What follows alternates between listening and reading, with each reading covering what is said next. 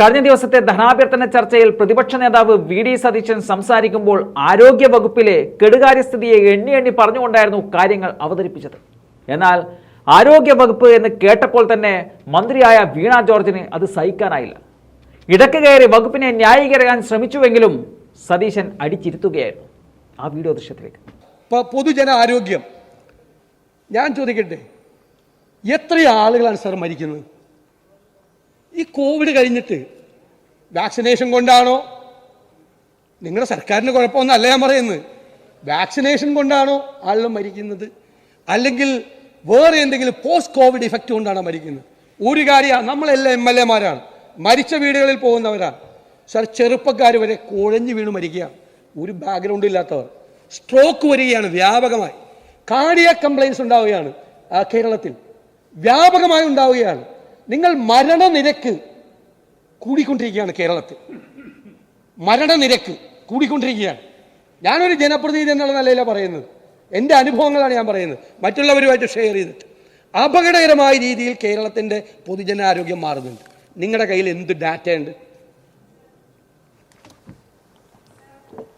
Sir? ഇവിടെ ബഹുമാന്യനായിട്ടുള്ള പ്രതിപക്ഷ നേതാവ് ആഗോളതലത്തിൽ തന്നെ വൈദ്യശാസ്ത്ര ലോകം ചർച്ച ചെയ്യുന്ന ഒരു വിഷയത്തെക്കുറിച്ചാണ് പറഞ്ഞത്. അതായത് പോസ്റ്റ് കോവിഡ് ആനന്തരം ലോകത്ത് ആരോഗ്യ മേഖലയിൽ സംഭവിച്ചിരിക്കുന്ന മാറ്റങ്ങൾ.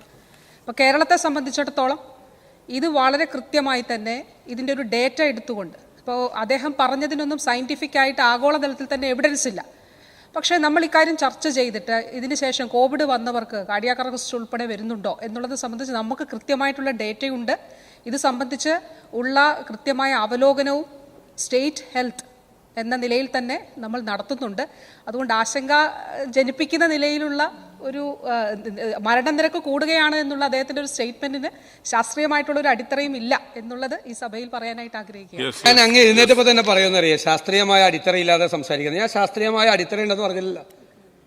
ജീവിതാനുഭവങ്ങളാണ് നമ്മുടെ ചുറ്റുപാടുകളും നടക്കുന്ന കാര്യങ്ങൾ, അപകടകരമായ കാര്യം. ഞാൻ പണ്ട് ഇതുപോലെ വന്ന് നിയമസഭയിൽ പറഞ്ഞതാണ്, നിങ്ങൾ 25,000 പേരുടെ പേര്, കോവിഡ് മൂലം മരിച്ചവരുടെ പേര് ഒളിപ്പിച്ചു വെച്ചിരിക്കുകയാണെന്ന് പറഞ്ഞാണ്. അത് 21,000 പേരായി അവസാനം പുറത്തു വന്നപ്പോൾ. ഇന്ത്യയിൽ ഏറ്റവും കൂടുതൽ ആളുകൾ കോവിഡ് കൊണ്ട് മരിച്ച 2ാമത്തെ സംസ്ഥാനമാണ് കേരളം. ഇന്ത്യയിൽ ഏറ്റവും കൂടുതൽ ആളുകൾക്ക് കോവിഡ് വന്ന 2ാമത്തെ സംസ്ഥാനമാണ് കേരളം. 1ാമത്തേത് മഹാരാഷ്ട്രയാണ്. കേരളത്തിന്റെ നിങ്ങളവിടെ ഇരിക്കും, ഞാൻ സംസാരിക്കട്ടെ. അല്ല, ഞാൻ please let me complete my point. ഞാനത് പറഞ്ഞു കഴിഞ്ഞില്ലല്ലോ, പിന്നെ എങ്ങനെ നിങ്ങൾ ചോദിക്കുന്നത്? ഞാൻ പറയുന്നത്, നമ്മൾ പറഞ്ഞാണ് 3 ഇരട്ടിയാണ് കേരളത്തിന്റെ പോപ്പുലേഷൻ, മഹാരാഷ്ട്രയുടെ 3 ഇരട്ടിയാണ് മഹാരാഷ്ട്രയുടെ പോപ്പുലേഷൻ. എന്നിട്ട് കേരളം നമുക്ക് ഫെയിലിയർ ആയിരുന്നു നമ്മൾ അഡ്രസ് ചെയ്തത് കോവിഡിനെ. പോസ്റ്റ് കോവിഡ് പീരീഡിനെ കുറിച്ച് ഒരു ഡാറ്റയും സംസ്ഥാനത്തിന്റെ ആരോഗ്യ വകുപ്പിലില്ല, ഒരു ഹെൽത്ത് ഡാറ്റയും ഇല്ല. അപകടകരമായ സർ, ഇതെന്താ സർ എന്നെ ശല്യപ്പെടുന്നത്? ഞാൻ അതൊക്കെ മറുപടി പറയുമ്പോ മന്ത്രിമാർക്ക് മറുപടി പറയാനുള്ള അവസരമുണ്ട്. ഇതെടുത്ത് നോക്ക്, ഇതെടുത്ത് വായിച്ചു നോക്ക്. മന്ത്രിമാർക്ക് മറുപടി പറയാനുള്ള അവകാശമുണ്ട്.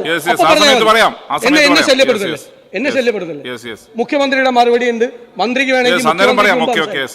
സർ, ഇത് വളരെ സീരിയസ് ആണ് കേരളത്തിന്റെ പബ്ലിക് ഹെൽത്ത്. ഞാൻ ആരെ ഭയപ്പെടുത്തുകയും ആരെ പേടിപ്പിക്കുകയൊന്നുമില്ല. ഒരു ഡാറ്റ ഉണ്ടെങ്കിൽ റിലീസ് ചെയ്യും. നിങ്ങൾ ഡാറ്റ ഉണ്ടെങ്കിൽ കഴിഞ്ഞ ഒരു വർഷക്കാലം ഈ കേരളത്തിൽ നടക്കുന്ന മരണങ്ങളെക്കുറിച്ച്, അപകടത്തെക്കുറിച്ച് ഒരു ഡാറ്റ ഉണ്ടെങ്കിൽ നിങ്ങൾ റിലീസ് ചെയ്യും. ഒരു ഡാറ്റയും ഇല്ല, ഒരു സ്ഥലത്തും പരിശോധന നടത്തിയിട്ടില്ല. ഇത് എന്താ ഇത്ര അസ്വസ്ഥരാവുന്നത്? ഒരു ഡാറ്റയും ഇല്ല കേരളത്തിൽ. കേരളത്തിന്റെ പബ്ലിക് ഹെൽത്ത് ഞങ്ങളുടെ അലിഗേഷനാണ്. നിങ്ങൾ മറുപടി പറഞ്ഞോ, ഞങ്ങളുടെ അലിഗേഷനാണ്. എന്തത്? നിങ്ങൾക്ക് ഒരു സംഭവം കേരളത്തിലില്ല. നിങ്ങൾ ഒരു വിഷയം അഡ്രസ് ചെയ്യുന്നില്ല.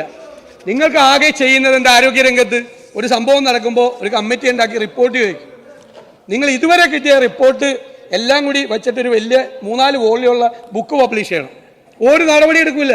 ഞാൻ പറയുന്നത് നമ്മൾ ശ്രദ്ധിക്കണം.